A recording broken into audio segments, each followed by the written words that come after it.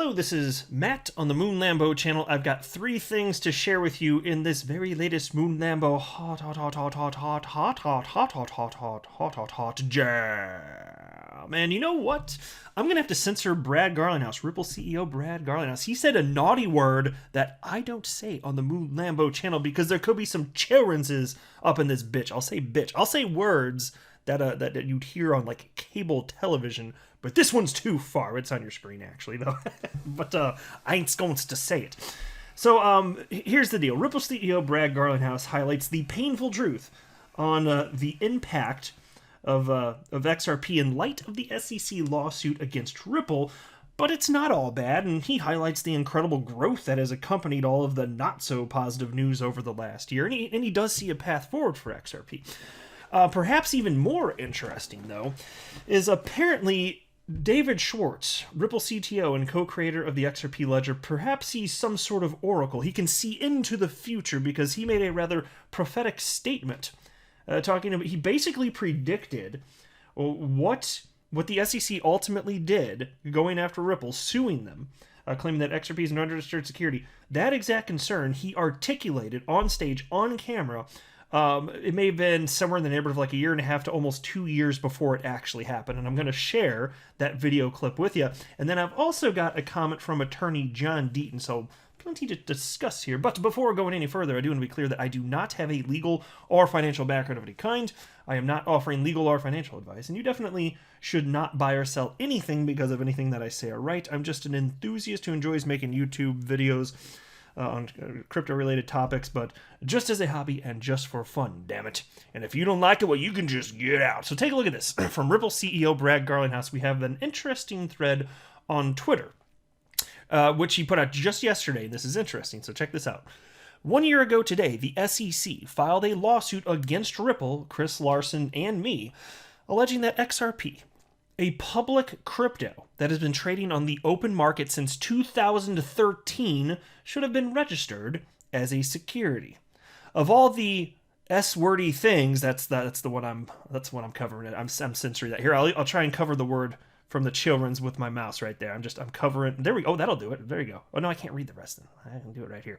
Of all the S-wordy things in 2020, this was certainly one to cap the year. Laughy emoji. But what I said then remains painfully true today. This is an attack on crypto in the United States, not just Ripple. Some took the SEC's allegations at face value, thought this was a one-off, but no longer. 2021 has been a watershed year for crypto. Acceptance and awareness of the opportunity to bring billions of people into the global financial community has never been so clear. It's been incredible to see a lot less maximalism and many more builders joining the industry. Proud to say it was Ripple's strongest year ever. XRP-based on-demand liquidity payments account for 25% of dollar volume across RippleNet, and on-demand liquidity transactions are up 25-fold from third quarter of 2020 and 130% quarter over quarter. Folks, those are staggering numbers. As I've said, when it comes to long-term viability, utility matters and will win the day. That's my investment thesis. As long as cryptocurrencies are functionally useful to people, they will not go the way of the dodo, which is to say they will not go extinct. By the way, dodo, my favorite extinct avian creature. Fun fact about Moon Lambo. What a beautiful, majestic creature. Google it, view it, and I challenge you to believe differently. What a beautiful, majestic creature. And so think about this, though. Customers of Ripple would not be utilizing XRP as a bridge currency via on-demand liquidity if it weren't making their lives better. As I've said for a long time, there is no solution for the train wreck that is the world of global cross-border payment and specifically settlement. Other than this, there is no other solution for the Nostro Vostro situation, requiring pre-funding of accounts, dormant capital, but just tapping into liquidity that exists because people are already trading XRP. Yeah, that makes some freaking sense as it turns out. And XRP is the best cryptocurrency for payment. So as long as it continues to be useful, even if there were only one use case, and there are many, many more use cases, not just one use case, there's tons of use cases for XRP, but even if there were just one, that's enough to justify its existence. And here we're seeing increased adoption. And so what's slowing it down? Well, two things primarily. XRP, although it's one of the most liquid cryptocurrencies on the planet, it's not that liquid in the scheme of things. You know, you're talking about trillions of dollars flowing across borders every single day. Was it like 5 trillion, something like that? I believe it's somewhere in that neighborhood typically. And then you've got XRP with a market cap of what? 40 or 50 billion at the time I'm recording this. I think it's somewhere around there. And I understand it's blazing fast, so it's not like the market cap has to be in the trillions, although don't be surprised if that happens. But I'm just saying there's not sufficient liquidity now. And it's okay to admit that because liquidity is increasing as the crypto asset class grows. I'm just acknowledging a pain point. It doesn't mean that it won't get better. It has been getting better. And then beyond that, it's just in certain corners of the world, including the United States, there is regulatory uncertainty. But these are hurdles that are not insurmountable. Brad continues. Not to mention new on-demand liquidity corridors like Japan and UAE, and our central bank digital currency solution built on a private version of the public XRP ledger, partnering with Deaton and Palau. Let me pause right there. I was kind of surprised to see, I don't know if he meant to word it like that, or if there's this Ripple Insights piece, which I'll pull up. If this was incorrect, it's got to be one or the other. But you may recall I've covered this a couple times over the last months as it's been public. This is from November 23rd. This is Ripple's official blog series, Ripple Insights. Republic of Palau partners with Ripple to develop digital currency strategy.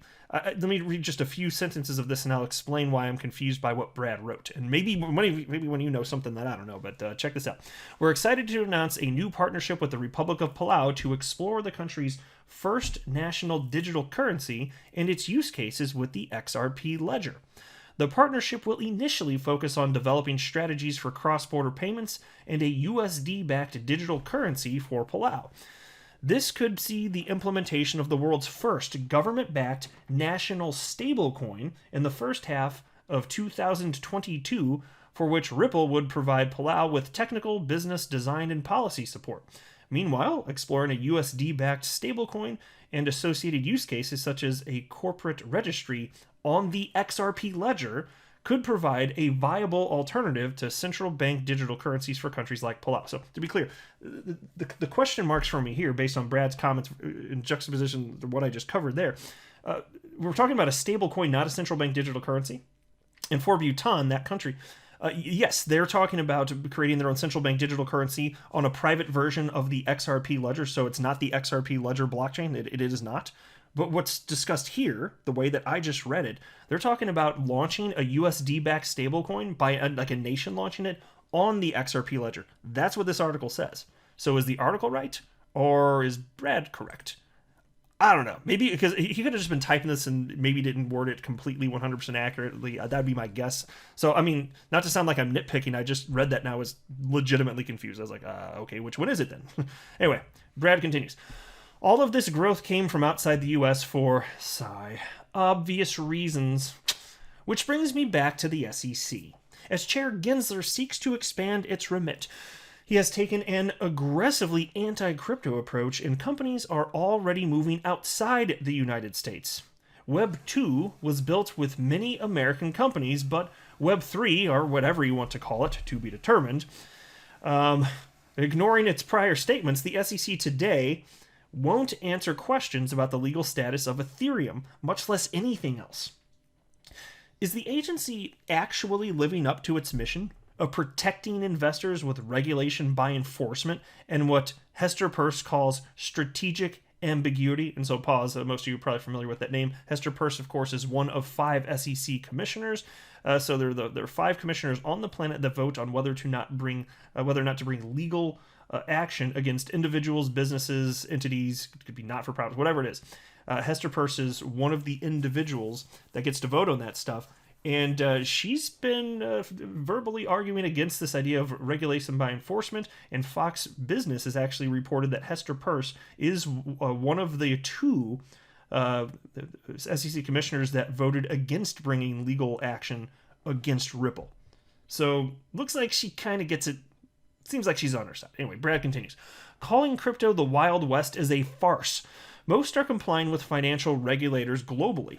This industry shouldn't be punished for asking for regulatory clarity and regulation that is consistently applied with a level playing field. Ironically enough, and a personal favorite of mine, of the brilliance of David Schwartz.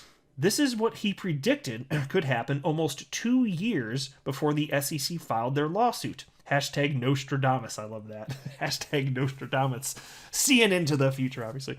And then Brad wrapped up by stating, and I'm going to talk about the David Schwartz thing in a second. That's my next topic. But Brad wrapped up by stating, this holiday season, let's make the time to reach out to our elected officials in Congress so that they understand the need to act now. I hope the industry gets some answers instead of another lump of coal. Very well said, Mr. Garlinghouse. We all feel the same, I can assure you of that. Now, onto this prophetic statement, which I transcribed because I really don't like playing video clips on my channel because people could make claims that I'm doing something I'm not supposed to, even though I'd totally be in the right because I know I'm allowed to do it. I just don't want there to be an opportunity for a claim, so I just try to shy away from that. But there is this video clip shared by XRP community member here, Oscar Arnerson, and he wrote, "How prophetic." In 2019, David Schwartz predicted exactly what the SEC ended up doing. And so here's what it is. I transcribed this for you. So, and I will say this too. If I could be a little off, I could be mistaken, so I want to acknowledge that right now. Could be wrong, but I think it was at some point in the first half of 2019 that the SEC began investigating officially Ripple for having sold XRP as an unregistered security. So the reason I mention that is there's a chance that Ripple caught wind of that, and with David Schwartz being one of the higher ups at the company, he could have been aware of that, and that could have been why he saw this coming. I don't know that to be the case, which is why I'm being careful with my words here. It's just something that crossed my mind. But either way, prophecy or not, I'll tell you what, he is spot on, and here's what he said. It's very hard, it's very hard to decide how the laws apply. And that's why I think you'll see many organizations, Ripple and many others, Coin Center is another, lobbying regulators not so much to change the law, but to clarify it. Like to tell us what it is we need to do so that someone doesn't come down 2 years later and say, hey, what you were doing completely in the open and completely transparently for the last 4 years was illegal from day one, and you should have known that. And we're like, we meet with you every week about what we're doing. And now you're telling us we should have realized 4 years ago that it was fundamentally and completely illegal? Like, that doesn't make any sense. Ding, ding, ding. Hitting the nail on the head. That doesn't make no damn sense to Moon Lambo. Not up in this bitch. Think about that. Can you imagine being in the position of Ripple where, like, yeah, here's what we're doing year after year after year, and you're just going ahead, and they're like, okay, whatever. And then eventually out of the blue, we're like, oh, yeah, by the way, that stuff you've been talking to us and transparently about for like the last several years, just so you know that it's been illegal the whole time. Here you go. Deal with it, son. Like, that's effectively what happened to them. How repugnant is that? I'm repulsed by it. So whether or not David Schwartz had some prophetic moment or he had some sort of information that resulted in this concern, which is why I articulate, either way, hitting the nail on the head. Then there was this article from You Today. I don't want to go through the article, but John Deaton talked about it, so I'll just note the headline here. Revisiting Ripple's legal battle with SEC on its 1-year anniversary. John Deaton read that article, and he wrote one thing, and I thought it was powerful, which is the reason I just want to share this one tweet. It's accurate, though, just to kind of frame things as accurately as possible. One correction on the article. This is John Deaton here. One correction on the article. It is not accurate to write speculation about possible conflicts. These are real conflicts of interest that cannot be rebutted. It would be more accurate to write speculation about possible criminal activity. But these conflicts of interest are 100, meaning 100% they're true. Like and these are like that. That's not a question. That's just acknowledging reality. That's factually true objectively. There are conflicts of interest. The question is, are these conflicts of interest criminal? And so that's where John Deaton's saying, no, there's no speculation of whether or not there's conflicts. He's saying you got to word it, if you're going to be precise here, word it as speculation about possible criminal activity. That's speculation. And then he's right, though. And so it's just a little thing. It's a nuance, but it's important. Let's frame it properly. And also the other reason I like that is because it hits home just with the gravity of the situation. And if justice is done, there should be some sort of investigation into these individuals like Bill Hinman and Jay Clayton, don't you think, to find out if something illegal was done here? Because we don't know for sure, but man, it doesn't look good. It looks pretty damn bad, to be honest with you. I'd be surprised if something illegal didn't happen, but I'm not going to make the claim they did anything illegal because I don't know. I'm not a financial advisor. You should not buy or sell anything because of anything that I say or write. That would be a very, very, very bad idea. Until next time, to the moon, Lambo.